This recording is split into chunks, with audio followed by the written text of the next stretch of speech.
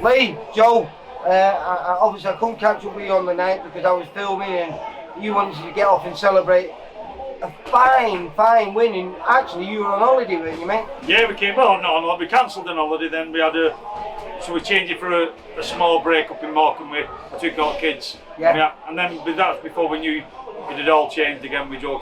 It's third time lucky, wasn't it? So. Well, let's get on to that. I mean, that was the third time you'd been cancelled on, was it the 11th you should have thought, was it, or the 12th? Well, Lennox made his debut. Yeah. That was 11th, wasn't it? Yeah. Lennox had a fantastic performance, which must have really got your fires going anyway, that wasn't it? They were panicking because they thought Lennox were going to take the glory. Listen, I said to you 2 weeks after I set the standard for certain what I did. Well, Lennox had already set the standard because he stopped a kid who doesn't normally get stopped in 2 rounds. You had to go and outdo him, didn't you? Yeah, fair play to him. Lad doesn't get stopped and he almost punch perfect performance. For his pro debut, you don't expect that against him. Certainly not against Naeem Ali. No, quality lad. He's like I say, that was his 81st fight. Only been stopped once before by the very talented Sam Noakes, who I think he did it in a round earlier because he retired him in 2. Second, I did it first.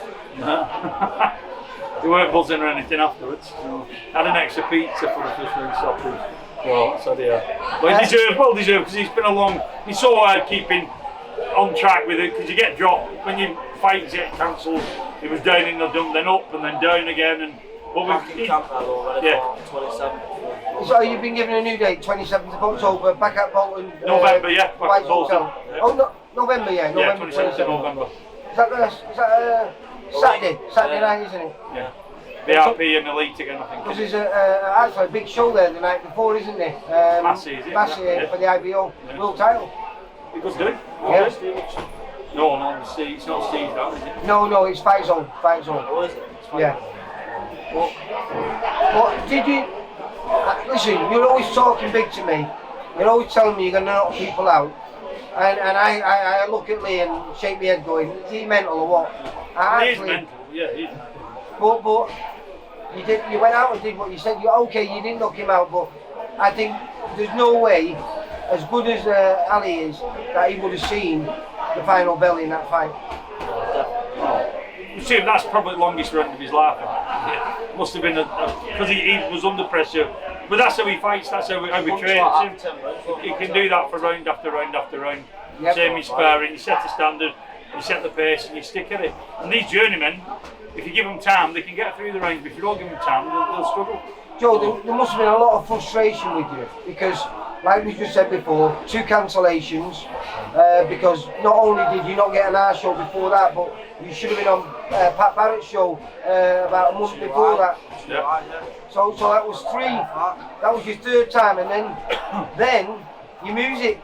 You didn't even get your walkout music. Come on. I walked out to no music. You need to speak up a bit, Joe, because that noise in the background. They're busy. I ended up walking out to no music. The DJ, it wasn't the DJ's fault. They said we thought we were just giving him on the night and he didn't have it. It weren't the lad's fault really, but then he just packed in altogether. So he was on phone panicking, so Joe said, oh, sod it, let's go. Because it was a long wait, and eventually you look like you just sod that and you just walked in. Wound me up a bit actually. Yeah.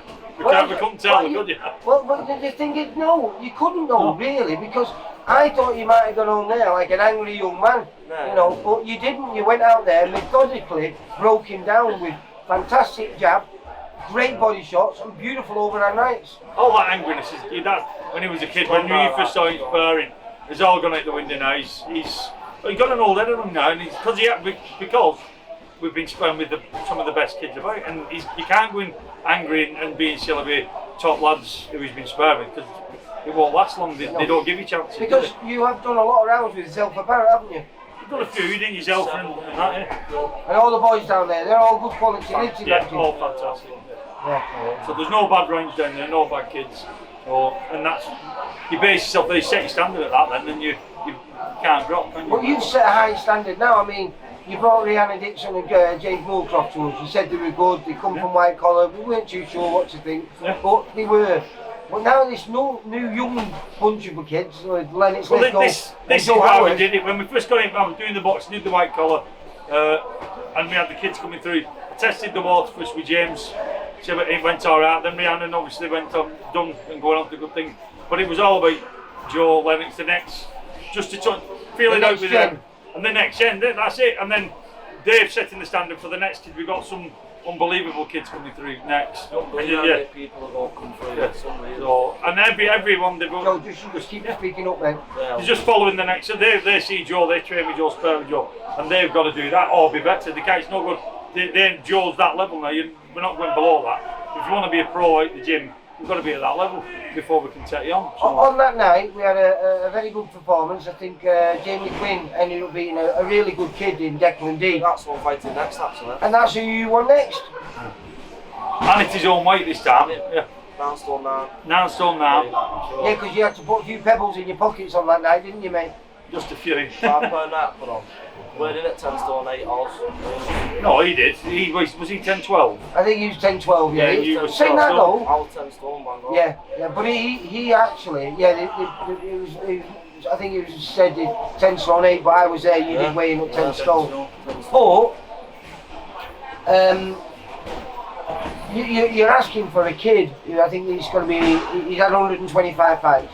Yes, he don't win many, but he just proved on home soil, he's got bragging rights. Yeah. And he always comes to fight. You're a young kid like the young kid that he beat on the night. You're 19 years old now. He's not going to lie down for anyone. Yeah. And you're asking for him. That's what I done for me. No, I don't know. He's just got to. It's no good. You're going to meet him eventually, so get it done now. And set the thing, journeyman, you've got to do the job and prove himself. It's alright talking about it. You've got to get in and do the job. So you beat him, yeah, it's how you beat him. It's alright beating him, but it's how you beat him. Yeah. So it's alright moving about, getting through the points in, but you've got to put them in the box straight away. Wait, you're ex-pro yourself, you've been around the game, you know the scene. How good do you think Joe can be? And do you think you can move him fast enough? Yeah, Or are you going to have to hold him back? Yeah, there's no rush, is there really? He's only 19, so we've got plenty of time. But you're already rushing. Nah, he's not rushing. That's just ticking boxes, what we want. There's certain kind of fighter will do certain kind of things in the journeyman, building them up. We thought Ali would give him a few good rounds and we could have... I was almost guaranteed to get 4 rounds Yeah. there, mate. Almost guaranteed. So that Quinny should give him the rounds. So we'll see. But he's very, very, very deceiving. He's strong. Joe's giving you dirty looks there when you But say Quinny that. should give him the rounds. Should He give him the should, rounds. he should. So, but he's deceiving. He's very, very strong. As he were pushing Ali, picking Ali up and pushing him about. And he was a light middleweight, and he's a lightweight. But he's very strong. So we'll just see how he goes on. But he can change in blink of an eye. You know what I mean? You're not always going to have a great night, best night.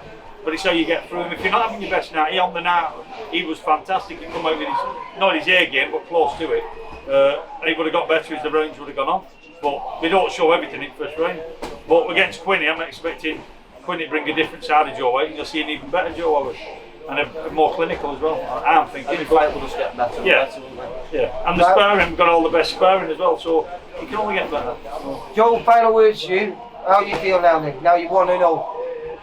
You're like an actual pro. Yeah. Yeah? He's a pro now. Was it as good as you've been hoping? Because this has been your dream since you were little kids and you first walked into this place.